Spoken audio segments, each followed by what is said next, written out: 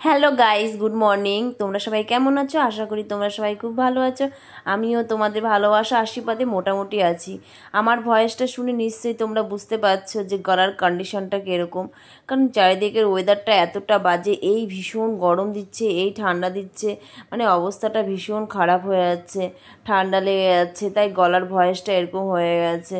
মানে এতটা পরিমাণে গলা ব্যথা করছে, মানে যখন বেশি এসে পড়ে ঠান্ডা লেগে পড়েছিল তখনও মানে এরকম কন্ডিশন হয়নি, এখন যা হচ্ছে মানে খুবই বাজে ওয়েদার। তারপর তো শরীরের তো এনার্জি পাই না কোনো কাজে, তবুও করার কিচ্ছু নেই, করতে আমাকে হবেই। কারণ নিজের যতই দুঃখ কষ্ট থাকুক না কেন, নিজেকেই করতে হবে সব কিছু। আমার দুঃখের কষ্টের কথা যদি আমি পাড়ায় ঢের পিটে কোনো লাভ নেই, কারণ লোক সান্ত্বনা দেবে না, বরং আমার নামে দুর্নামই করবে। তো অতএব নিজের কষ্ট দুঃখ সব মনে চেপে রেখে আমি আমার কাজ আমার মতন করে যাই।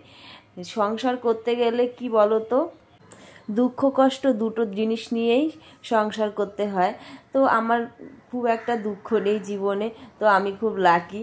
তো সেদিক থেকে আমার বড়মশাই ভীষণ ভালো। তো তবুও মানুষ মানে যত আছে তত চায়, বলে না কথা, সেরকম হচ্ছে আমার ব্যাপারটা।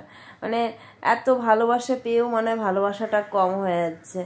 কাজ করতে হয় তো প্রচুর, আমি জানি সব মেয়েদেরই প্রচুর কাজ করতে হয়, তো কার কম কার বেশি। আমি একটু খিটখিটে ধরনের, একটু গুজগাছ করে থাকতে বেশি পছন্দ করি, তার জন্যই আমার একটু বেশি প্রবলেম হয়। এতে আমার বর মাঝে মাঝে একটু রেগে যায়, বলে কি তুমি আস্তে ধীরে কাজ করতে পারো, তোমার সবসময় যদি অত খুঁতখুতুনি মন নিয়ে চলো তাহলে কি করে হবে, তাহলে তো তুমি অসুস্থ হবেই। আর আমি একটু বেশি কাজ করলে আমি একটু সহজে অসুস্থ হয়ে পড়ি।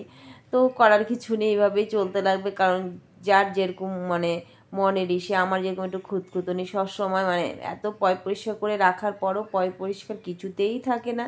কারণ আমার বাড়িতে দুটো বেবি এত পরিমাণে দুষ্টু, বড় জন্য একটু বড় হয়েছে, কিন্তু ছোটো জনের সাথে থেকে থেকে ও আরও দিনকে দিন বাচ্চা হয়ে গেছে।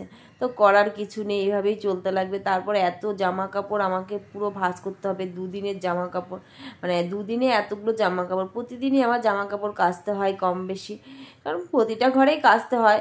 আর আমার বেবিটা ভীষণ, আমাদের যেহেতু উঠোন নেই তবুও ধুলোবালি গায়ে পড়ে না, কিন্তু কোথা থেকে যে এত জামার মধ্যে নোংরা লাগায় আমি বুঝে পাই না।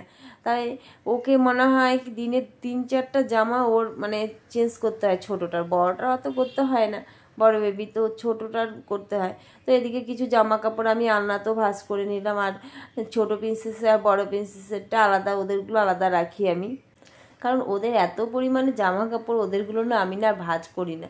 কারণ এটা ছোটো প্রিন্সেসটা খুব ছোটো ছোটো একটা ওয়ার্ডরোব আছে, সে ওয়ার্ডরোবেই ঢুকিয়ে রাখি, মানে এত জামা কাপড় ভাঁজ করা কখনোই সম্ভব নয়। আর কুচকি কুচকি জামা কাপড় ভাঁজ করতে করতে তো আমার হাতের অবস্থা খারাপ হয়ে যাবে, ব্যথা হয়ে যাবে। হাত নষ্ট হবে না, জামা কাপড় ভাঁজ করলে কখনো হাত নষ্ট হয় না, কিন্তু কী বলো তো, হাতটা ব্যথা হয়ে যায়। তারপর যাই হোক, অনেক কষ্ট সৃষ্টে আমি শেষ পর্যন্ত আমার জামা কাপড়গুলো ভাঁজ করা কমপ্লিট করলাম। তারপর চলে আসলাম এদিকে বিছনা গুটাতে গিয়ে, ওরে বাবা, এই গুছাচ্ছি তো সুন্দর করে, খানিক বাদে দেখবো আমার বিছনা কিছু নেই, সব এক জায়গা হয়ে গেছে। মানে কি বলবো, ওরা না গুছানো জিনিসগুলো দেখলে না আরও বেশি মানে অগুছানো করার চেষ্টা করে। তো এদিকে মোটামুটি আমার বিছনাটা মানে কমপ্লিট হয়ে গেছে। তারপরে এর আগের দিন আমি ঘর দুয়ারে মোটামুটি এদিকে কমপ্লিট করেছিলাম মোছামুছি করে। আর এদিকটা একটু যেহেতু একটু ঠাকুর ঠাকুর আছে দেয়ালের মধ্যে, আর আমার যেহেতু একটু মানে অসুবিধা ছিল, তার জন্য আমি এদিকটা পরিষ্কার করিনি। তাই আজকে ভাবছি কি একটু পরিষ্কার করে নিই, সকাল সকাল ঘুম থেকে উঠেছি, একটু পরিষ্কার করে নিই। তো বাট এদিকে তার জন্য একটু আমি দেয়ালগুলোকে মানে প্রতিদিন না, মানে বছরে 2বার আমি শ্যাম্পু দিয়ে ধুই। তো এবার এখনও শ্যাম্পু দিয়ে ধোয়া হয়নি, এমনি ভিজা ন্যাকড়া দিয়ে আমি মুছে নিচ্ছি। এইবার কি মানে কিছুদিন আগে শ্যাম্পু দিয়ে ধোয়া হয়েছিল, তো এখন আমার শ্যাম্পু দিয়ে ধোয়ার কোনো ইচ্ছে লাগছে না, মানে শরীরে এনার্জি নেই, ওয়েদারের চাপে মানে মানে কি বলবো, শরীরটা কোনো মানে এনার্জিই পাচ্ছি না যে কাজ করবো, তবু আমাকে করতেই হবে, কারণ এত ডাস্ট ওড়ে না, তা ভিজা ন্যাকড়া দিয়ে মুছে নিলে মোটামুটি চকচকেই হয়ে যায়। তো আজকের ভিডিওটা তোমাদের কেমন লেগেছে অবশ্যই কমেন্ট করে জানাবে।